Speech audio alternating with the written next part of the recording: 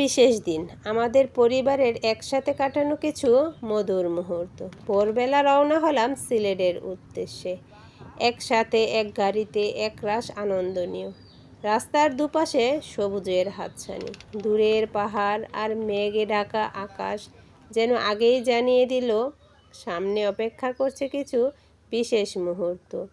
এই যাত্রাটা শুধু ভ্রমণের নয়, বরং একসাথে থাকা, একসাথে হাসাহাসি আর গল্পে মজে থাকার সময়।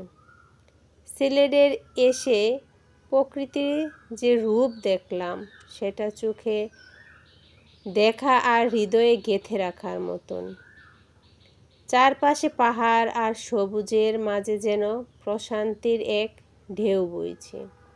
আমরা সবাই মিলে কিছু ছবি তুলে নিলাম, যেন এই মুহূর্তগুলো অনেক দিন পরেও মনে রাখতে পারি।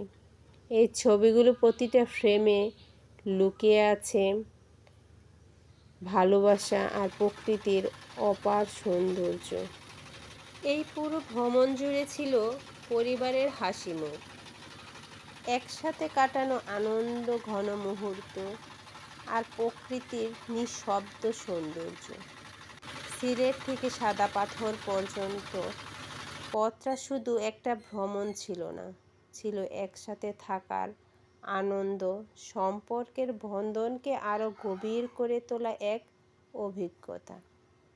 চলন্ত নৌকায় বাতাসে ভেসে থাকা স্মৃতি, নদীর শান্ত জল আর পরিবারের সঙ্গ, এই সব কিছু মিলে তৈরি হলো একটি অমূল্য অনুভূতি। এই দিনটা হয়তো শেষ হয়ে গেল, কিন্তু আমাদের মনে রয়ে যাবে আজীবন।